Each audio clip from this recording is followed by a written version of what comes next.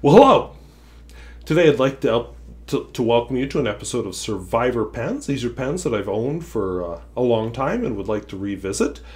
This is a Lamy Safari, which I last reviewed in October of 2014. Now, it was a special edition color of 2014, so I'm going to estimate, without having looked it up, that I probably purchased it in the summer of 2014. And 4 years later, what are my feelings on it? So let's dive into it.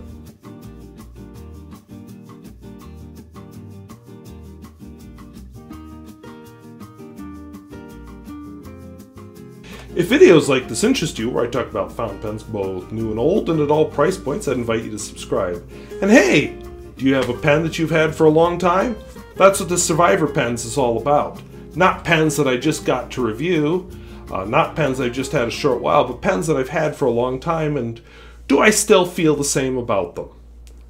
So, let's take a look at the Lamy Safari. So Lamy Safari is a very classic shape. It's no secret that Lamy is one of my favorite brands. Interesting ink window, especially for a cartridge converter pen. A lot of them don't have good ink windows. So I think that's a well thought out detail. Lamy. The clip is iconic. Some of the knockoffs, if we're going to call them that, have the same clip. A cross in the finial. The other finial is just this. This is a special edition color that was released in 2014. I think I just said that, but if I didn't, there it is repeated. One thing some people are disturbed by with this model is it kind of forces a tripod grip, but I appreciate that it's lined up really well with the ink window. I did replace the nib. I put a black nib on it. Came with a silver nib, but it was the same size, a fine point nib. Unscrew this, and you can see the converter.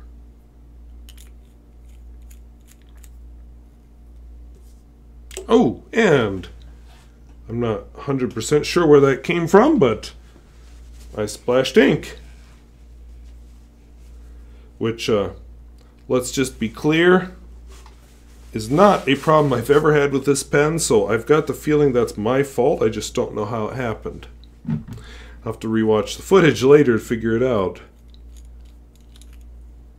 But the converter is seated securely, so I don't know what happened. But I had another pen go, ooh, actually I do see what happened. Somehow in all of this, I managed to screw the converter down. Okay. Mystery solved. Blurb remains on the surface. So you can't see it, but if you see a jump later, that's because the battery on the A camera, the one that films me, just died. Had to replace it. Anyway, so I don't know. You'll have to rewatch the footage to see how I managed to screw down the piston. I never done that before, so that was awkward. So let's take a look at how it writes. So Lamy has been coming out with special edition colors to match their Safaris, or sometimes their All-Stars over the past few years. When I read that Lamy is going to come out with some new colors, I kind of wonder if the past few years worth of experiments with special edition colors wasn't where these are going to come from, but we'll wait and find out if I'm right or just imagining this, because that's totally speculation. I don't actually know. So, not the most manly color, but as I said in a recent review about a Delike pen, that whole pink and blue thing isn't really gender specific because, well, at one time pink was the boy color, blue was the girl color. It's all cultural. It has no actual meaning and no actual reference to gender. So, and this is coral, so if you do have some weird hang up about gender, it's okay because it's not pink. Well, let's take a look at how this thing writes. So I always like to do a flex test. This is not a flex nib, it's a steel nib, which doesn't mean no flex. But yeah, definitely this does not flex worth a darn. Wetness and flow, it's a Lamy. I've tended to find Lamys are very reliable. And this one's no exception. It writes very well, which is why one of the reasons why it's a classic among writers. A smear test.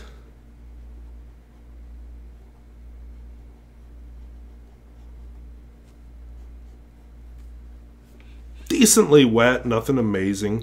You know, this is a pen that works. This isn't necessarily a pen that you go home and get all excited and start raving about unless you're just enamored with the latest color. And then I always like to do some reverse writing. Not that there's anything wrong with that.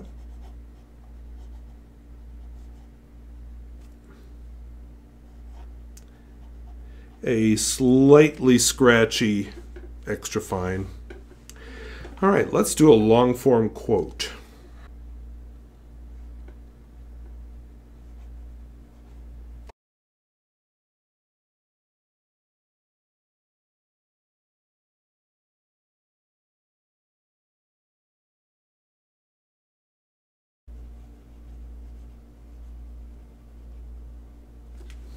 So that's the Lamy Safari. It's and I don't think I have anything unique to add to the whole genre of Lamy Safari reviews.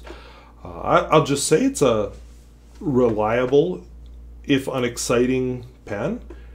If you're looking just for a good quality pen that you can take anywhere at a reasonable cost, this is a good one. I think if I were recommending pens around this price point neighborhood, I might recommend some others just because they're a little cheaper and get the same job done, like a Pilot Metropolitan or whatever.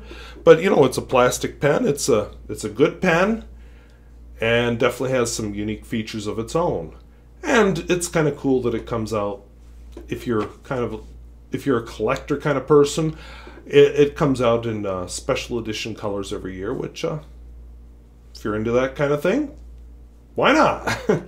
I haven't been inspired enough to purchase a second one, but this pen does come out every so often, and that's why I still have it 4 years later.